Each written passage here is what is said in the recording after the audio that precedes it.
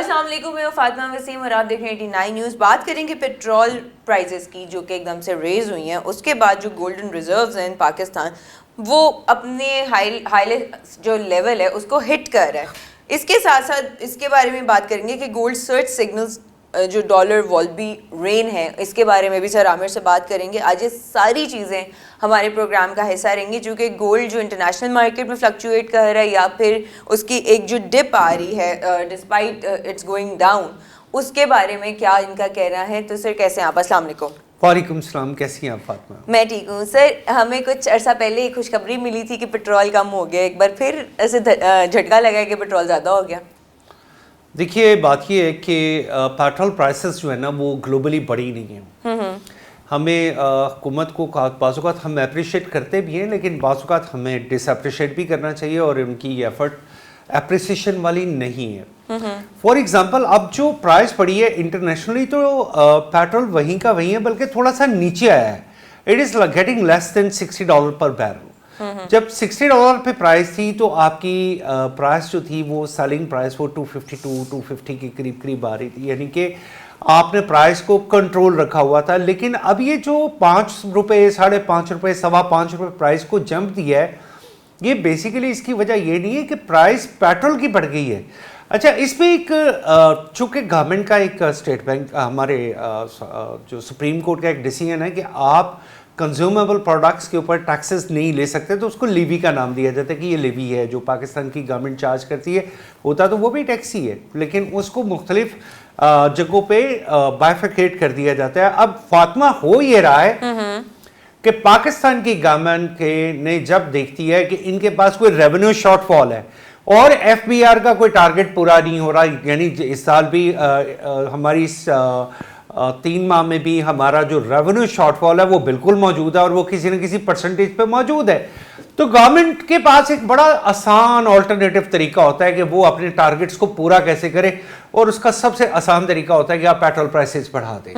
तो ये जो पेट्रोल प्राइसेस बढ़ी हैं, ये अपेरेंटली मैं समझता हूँ कि इसकी कोई रीज़न नहीं थी, सिवाय इसकी कि गवर्नमेंट ने अपने एक टारगेट को पूरा करने की कोशिश की है। जो उनकी एफबीआर की तरफ से रेवेन्यू शॉर्टफॉल था उसको टेक्निकली पूरा किया जाएगा और आखिर में ये बता दिया जाएगा आईएमएफ को कि ये देखें जी, we are still on our target. ठीक है। तो ये अदरवाइज प्राइस अभी भी नीचे आनी चाहिए थी। देखिए, डॉलर आपका स्ट्रेंथन हो रहा है। डॉलर स्ट्रेंथन होने का मतलब यह है कि आपकी बाइंग प्राइस जो डॉलर में भी जाती है उसकी कन्वर्जन वो नहीं रही, लेकिन उसके बावजूद आपने ₹5-5.5 जो भी इसकी कीमत में इसको राइज दिया है, इस राइज का इसके अलावा कोई मतलब नहीं है। You have a very easy access कि जहां पे आपकी एफबीआर चैलेंज हो रही होती है, जहां पे आपके रेवेन्यू में शॉर्टफॉल होता है, वहां पे आप सिंपली एक काम करते हैं, आप कहते हैं कि जी ठीक है, इस पे पेट्रोल की प्राइस को बढ़ाओ ताकि इस महीने जो हमारा रेवेन्यू शॉर्टफॉल है उसको हम कवर कर लें। तो ये गवर्नमेंट ने एक टेक्निक यूज़ की है अपनी, बट स्टिल अगर मैं एक बात कहूँगा तो comparatively within the region it is not that high. अगर हम रीजन का मतलब ये है, हम साउथ ईस्ट एशिया को ही कंपेयर करते हैं, लेकिन राइस तो राइस है। देखिए, जब प्राइस नीचे आती है तो हम एक डिमांड रखते हैं अपने ट्रांसपोर्टर्स से, अपने फ्रेट फॉरवर्डर से कि प्राइस को नीचे किया जाए, लेकिन जब प्राइस राइज की है तो इसका मतलब है we are providing them an excuse. और ये एक और बात बताता हूँ, इन्फ्लेशन की सबसे बड़ी निशानी होती है अनड्यू प्राइस को राइज करना। अब अगर गवर्नमेंट ये क्लेम करेगी कि जी हमारा जी इन्फ्लेशन हम 5%, 4.5%, 6% जो भी है, हर दफ़ा एक डिफरेंट वैल्यू आती है सामने, कोई 4.5 कह देता है, कोई 6 कह देता है, कोई 5 कह देता है, तो उसमें एक राइज आएगी और वो राइज कितनी है? कम से कम आपने 2% की राइज का एक एक्सक्यूज दे दिया। और वो प्राइस खाली पेट्रोल की नहीं बढ़ती, फिर उसके साथ एक पूरा सिस्टम है जिसकी प्राइस बढ़ जाती है। लेकिन फिर वही बात कि आपने रेवेन्यू पूरा करना है, अपने टारगेट पूरा करना है, and you are doing it. But से पहले एकदम से हमें जो न्यूज़ मिली थी कि चले कम हो गया पेट्रोल, उस पर तो आवाम भी काफ़ी खुश थी, लेकिन अब एकदम से राइस पे आपको क्या लगता है कि आवाम का क्या रद्द-ए-अमल होगा? डेफिनेटली एक रिएक्शन तो आएगा और हर चीज़ की प्राइस बढ़ेगी। जैसे मैंने कहा कि इन्फ्लेशन का मतलब ये है कि आपने एक एक्सक्यूज़ दे दी है एटलीस्ट 2% इन्फ्लेशन राइज की, बिल्कुल, और इसको आपको कंट्रोल करने के लिए अनदर यू नीड 2 months।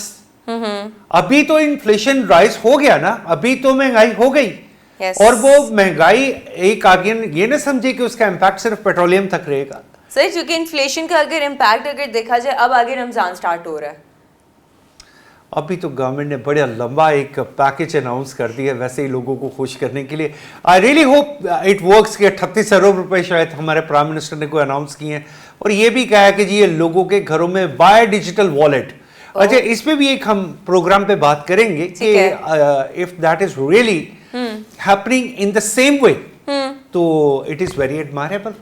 चलें सर, ये इस बारे में तो हम कंटिन्यू करेंगे बात करना, क्योंकि अब रमज़ान के बचत बाज़ार भी हर जगह पे लग रहे हैं और एक बहुत रिलीफ पैकेज भी आवाम को मिल रहा है। ये एक पॉइंट ऑफ डिस्कशन हमारा शायद कल के प्रोग्राम में रहेगा, बट आज अगर बात करें गोल्ड रिजर्व्स के बारे में, तो in Pakistan it is hitting the highest level. How? The State Bank of Pakistan have announced that their reserves were like $6.8 billion, okay, and now that have become $10 billion plus. अच्छा, अब उसकी एक reason ये नहीं दी गई, हाँ उसकी एक और भी फिगर दी गई है, that is 64 ton of gold reserves are available in our State Bank. 64 ton, it is it is a growth. लेकिन इंटरनेशनली अगर इस प्राइस को सिर्फ ये कह रहे हैं कि जी पहले 6.8 था, अब ये $10 बिलियन प्लस हो गया, तो उसकी एक रीजन तो और भी है कि दुनिया में गोल्ड की प्राइस भी बड़ी चढ़ी है। लेकिन असल फिनोमेना ये है कि क्या ये 64 टन गोल्ड सब्सिक्वेंटली इंक्रीज हुआ है? इस पे भी गवर्नमेंट को अपना एक देना चाहिए, एक वर्डिक्ट आनी चाहिए गवर्नमेंट की कि ये सिर्फ प्राइस बढ़ने से स्टेट बैंक के रिजर्व्स जो हैं गोल्ड के नहीं बढ़े, बल्कि हमारे पास फिजिकली भी गोल्ड के रिजर्व बढ़े हैं। यानी अगर ये पहले 62 थे, 60 थे, आज ये 64 टन है, and we have a target कि हम इसे 70 टन पे लेके जाएंगे या जो भी है व्हाटएवर। तो ये एक स्टेटमेंट मैं समझता हूं कि हाफ स्टेटमेंट है। एक तरह से शायद अवाम को खुश किया गया है, लोगों को ये बताया गया कि जी $10 बिलियन का गोल्ड पड़ा है। इसका मतलब ये है कि आप ये बता रहे हैं कि अगर हमारे पास इतने रिजर्व हैं तो इतने का गोल्ड भी है। ओके, ठीक है, तो ये आपने अपनी इकोनॉमी की स्ट्रेंथ तो बताई है, लेकिन वो जो गोल्ड की प्राइस बढ़ी है वो ये भी बताने की जरूरत है कि वो इंटरनेशनल फ्लक्चुएशन की वजह से बढ़ी है, या इन फिजिकल हमने 64 टन की जो फिगर दे रहे हैं, तो this have been subsequently increased, और we are just taking the advantage of the international fluctuation of the price. इस चीज का भी सामने आना जरूरी है। बट सर ये भी सुनने में आया कि गोल्ड की जो फॉल है वो ₹8600 की हुई है डिस्पाइट ग्लोबल रिबाउंड्स। देखिए, मैं तो जब गोल्ड लोग कह रहे थे 6 लाख का हो रहा है, 5.5 लाख का हो भी गया, तोला हो गया, तो तब भी आपको याद है मैंने आपके प्रोग्राम में ये कहा था कि ये गोल्ड नीचे आएगा। अब आप ये किस चीज पे इफेक्ट करेगा? अगर अमेरिकन ट्रेजरी बॉन्ड्स उन्होंने 1% इंक्रीज किया है अपने इंटरेस्ट रेट पे, इंटरनेशनल रिबाउंड आना शुरू हो गया। अब पूरी दुनिया क्या किया है? अब ये एक वॉर है, ये एक टेक्निकल वॉर है जो कि पूरी दुनिया के साथ लड़ी जा रही है। राइट। जिस वक्त अमेरिका को यूरोपीय यूनियन ने ये कह दिया कि अच्छा यार आप तुम नेटो को ओन नहीं कर रहे हो, तो तुम्हारे पास जो रिजर्व पड़े हैं गोल्ड के, हमारे एज अ सेफ जिसे कहा जाता है सेफ बॉन्ड, वो रिवर्स करो। अब अमेरिका उसे रिवर्स करने की बारी आती है तो अमेरिका के पास उसकी बारी नहीं है। अब अमेरिका क्या चाहता है कि वो उन जो रिजर्व्स है उसके अगेंस्ट अपने को बॉन्ड सेल कर दे। अब अमेरिका की इकोनॉमी भी इतनी बड़ी है कि वो सेल कर भी सकते हैं।